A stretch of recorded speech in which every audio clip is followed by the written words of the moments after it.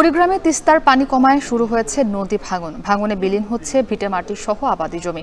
বাধ্য হয়ে পাকার আগে ধান কেটে নিয়ে যাচ্ছেন অনেক কৃষক। চর গতিয়াসাম গ্রাম থেকে আরও জানাচ্ছেন মোমিনুল ইসলাম মঞ্জু। কুড়িগ্রামে এবার তিস্তা অববাহিকায় যে আকস্মিক বন্যা হয়েছে তাতে ফসলের ক্ষেতেই আঘাত এনেছে বেশি। বাড়িঘর ৫ শতাধিক বাড়িঘরে পানি উঠেছে এবং তারা তো দুর্ভোগে আছেন, তবে পানি সরে যেতে শুরু করেছে।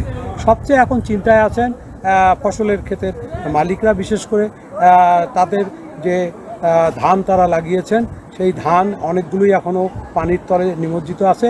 আমি এখন আছি চর গতিয়াসাম গ্রামে। এই গ্রামের কৃষকরা জানিয়েছেন তারা এখানে শতাধিক একর জমিতে তারা পায়রি এবং সন্না জাতের ধান লাগিয়েছেন। তো সেই ধানগুলো কিন্তু আর 10-15 দিন গেলেই পেকে যেত এবং তারা সেটা ঘরে তুলতে পারতেন।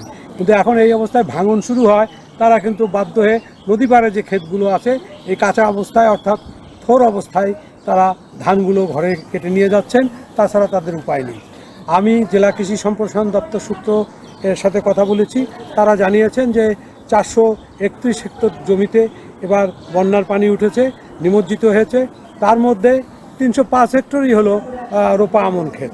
এই ছিল কুড়িগ্রাম থেকে বন্যা পরিস্থিতিতে যে কৃষি ক্ষেত্রে যে আঘাত এনেছে সে তারই উপর ভিত্তি করে সর্বশেষ তথ্য।